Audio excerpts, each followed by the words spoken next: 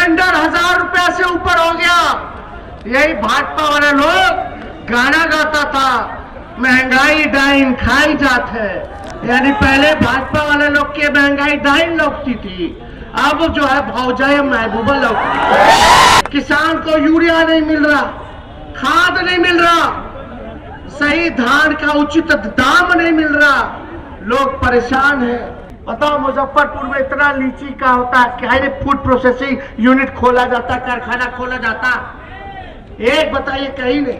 केला हाजीपुर में होता, लीची मुजफ्फरपुर में होता, आम होता, आपका गन्ना होता है, आपका क्या भुट्टा होता है, मकई होता है, कहीं कुछ नहीं।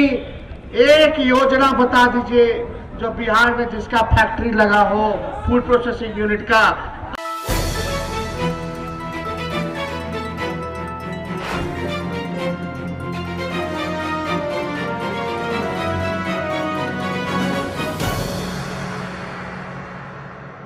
सभी नौजवान युवा साथी,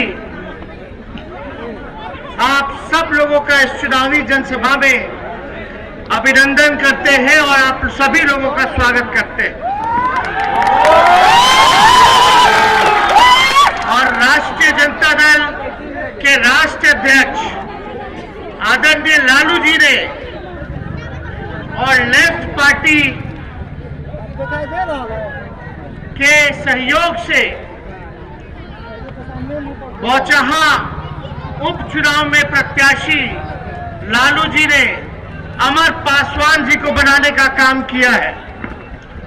और हम आप सब लोगों से अपील करने आए हैं कि आप सब लोग एक एक वोट जो है अमर पासवान जी को दे करके, लालटेन के निशान पे बटन दबा करके भारी मतों से आप लोग इनको विजयी बनाने का काम करें। अरे जिताना है कि नहीं? हम देखिए, ये दूसरी जनसभा है हमारी। पहला मुसरी प्रखंड में था, रहुआ में, और आई भी मुसरी है कल शायद बोचा फतेहपुर पंचायत।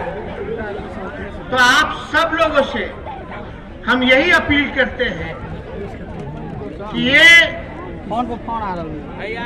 उपचुनाव जो हो रहा है, क्योंकि स्वर्गीय मुसाफिर पासवान जी का कोरोना काल में निधन हुआ, इस वजह से उपचुनाव हो रहा है। हम इस मंच के माध्यम से सबसे पहले स्वर्गीय मुसाफिर पासवान जी के चरणों में श्रद्धा के सुमन अर्पित करते हैं, उनको नमन करते हैं, उनको याद करते हैं। पिछले चुनाव में आप सब लोगों ने मुसाफिर पासवान जी को वोट दे करके 5 साल के लिए अपना विधायक चुनने का काम किया। दुर्भाग्यपूर्णवश कि मुसाफिर पासवान जी अब हम लोगों के बीच में नहीं है। अब हम लोगों के बीच में नहीं है, तो हम लोगों का फर्ज बनता था कि मुसाफिर पासवान जी का जो अधूरा काम बचा हुआ है, वो अधूरा काम अगर कोई कर सकता था तो अमर पासवान जी कर सकते थे। इसलिए लालू जी ने अमर पासवान जी को जो है अपना प्रत्याशी बनाया, और मुझे पूरा भरोसा है कि जैसा इनका नाम है अमर, ये अपने पिता, स्वर्गीय पिता मुसाफिर पासवान जी का नाम अमर जरूर करेंगे। और मेहनती है, नौजवान है, युवा है। जब मुसाफिर पासवान जी की तबीयत खराब रहती थी तो सारे क्षेत्र का और उनका काम जो है अमर पासवान जी देखा करते थे। और अमर पासवान जी के बारे में बता दें, हमारे साथ पहले क्रिकेट भी खेल चुके हैं, और ये पढ़ाई जो किया है, ये MBA पढ़ाई इन्होंने किया है, यानी बिजनेस मैनेजमेंट जो है, मैनेजमेंट ऑफ बिजनेस का जो कोर्स होता है, ये इन्होंने किया है। तो हमें खुशी है कि एक होनहार नौजवान जो जनता की चिंता करता है, कुछ अलग कर गुजरने की तमन्ना है बौचाहा की जनता के लिए, और मुझे पूरा विश्वास है कि अमर पासवान से उपयुक्त कोई और कैंडिडेट बौछाहा में नहीं हो सकता। यहाँ के स्थानीय भी है, सुख दुख में हमेशा मुसाफिर पासवान जी आप लोगों का साथ दिए, और मुझे पूरा भरोसा है कि अमर पासवान जी चाहे सभी जाति के लोगों को, सभी धर्म के लोगों को, सभी वर्ग के लोगों को सम्मान देते रहेंगे और साथ लेकर के काम करेंगे, और कोई ऐसा समाज का हमारा भाई पीछे ना छूट जाए, इसका पूरा ख्याल अमर पासवान जी रखने का काम करेंगे। अभी आप देखिएगा, पिछले बार जो 2020 में जो चुनाव हुआ था, हमने आप लोगों से वादा किया था कि अगर हम मुख्यमंत्री बनते हैं तो पहला कैबिनेट मीटिंग में अगर हमारा कलम चलेगा तो 10 लाख नौजवान को सरकारी नौकरी। हमने ये कहा था, पढ़ाई, दवाई, कमाई, सिंचाई, सुनवाई और कार्रवाई वाली सरकार देने का काम करेंगे। आप देखिएगा, बिहार की जनता ने हम लोगों को तो आशीर्वाद दे ही दिया था। जनता का जनादेश महागठबंधन के पक्ष में था, लेकिन चुनाव आयोग का नतीजा एनडीए के पक्ष में। हम इतना कहना चाहते हैं कि हमको 1,56,00,000 वोट मिला पूरे बिहार में, और एनडीए को उस समय मिला 1,56,12,000, यानी बेईमानी के बाद 12,000 का ही अंतर है केवल। लेकिन फिर भी आप बताओ, इस मौजूदा सरकार में न पढ़ाई है, न दवाई है, न कमाई है, न सिंचाई है, न सुनवाई है, न कार्रवाई है, केवल महंगाई और भ्रष्टाचार और अपराध है। कहीं कोई काम नहीं हो रहा, जनता की सुनवाई नहीं हो रही। आप देखिएगा, डेली अपहरण, हर 4 घंटे में बिहार में हत्या होती है, हर 5 घंटे में बिहार में बलात्कार होता है। 80 घोटाले से भी ज्यादा हो गया, लेकिन किसी पे कार्रवाई नहीं की गई। थाना ब्लॉक आप लोग जाते हैं तो बिना चंदा चढ़ाए हुए कोई काम नहीं हो पाता। बिहार का लोग पलायन कर रहे हैं, पढ़ाई नहीं हो रहा तो बाहर जाने पड़ते। अरे बिहार विधानसभा में मुख्यमंत्री जी ने क्या कहा था, अरे हमको तो पता ही नहीं कि यूक्रेन में भी बिहार के लोग पढ़ने जाते हैं। बोला था कि नहीं बोला था? अब आप बताओ, जब बिहार के मुख्यमंत्री को यही नहीं पता कि पढ़ाई करने लोग बाहर भी जाता है, तो क्या बिहार के लोगों की शिक्षा व्यवस्था को सुधारने का काम करेंगे? ये तो मामूली सा चीज है, मामूली ज्ञान है। उनको पता होना चाहिए कि इलाज कराने में भी लोग बाहर जाते हैं। उनको पता होना चाहिए कि प्राइवेट अस्पताल में इलाज कराते हैं, और प्राइवेट अस्पताल गरीबों का खून चूस रहा है, जान नहीं बचा रहा, बल्कि और आफत डालने का काम कर रहा।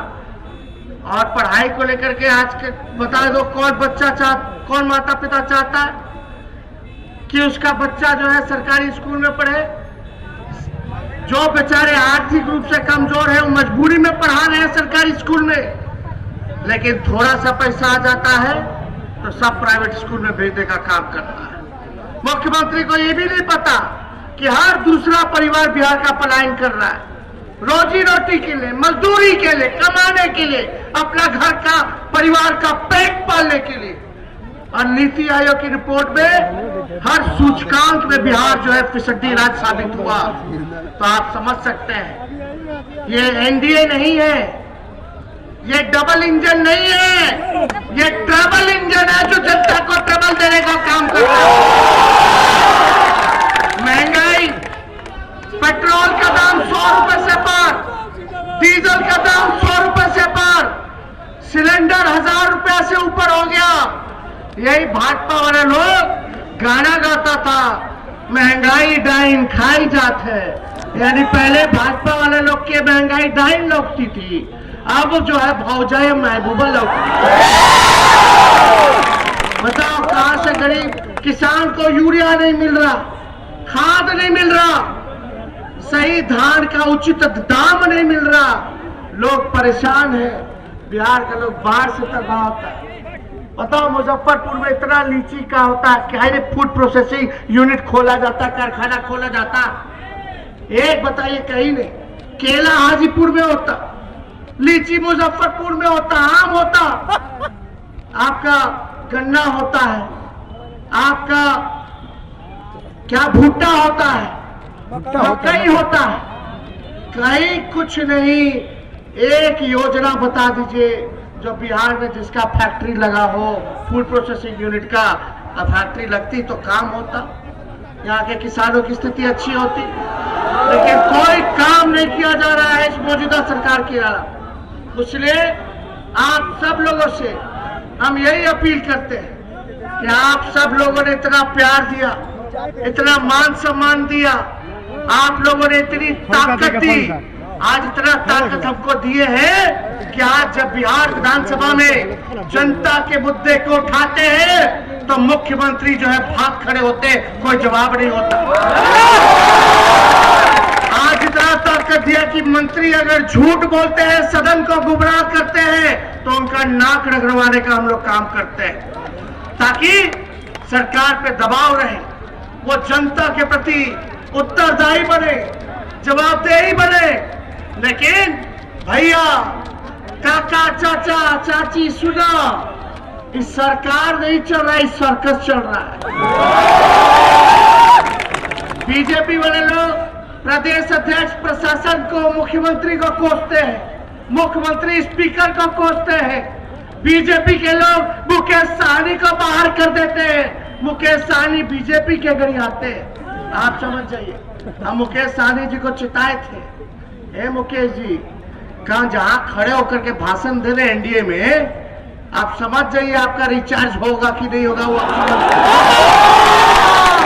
लेकिन बात नहीं समझे। अब जब बतवा उनको समझ में आया तो बोलते कि लालू जी ठीक कहे थे। अब समझ में आ रहा है लोगों को। अरे बीजेपी और इनके लोगों को, नीतीश कुमार जी को बिहार की तरक्की नहीं चाहिए, उनको बस अपना कुर्सी बचाना, खाली चुनाव जीतना है।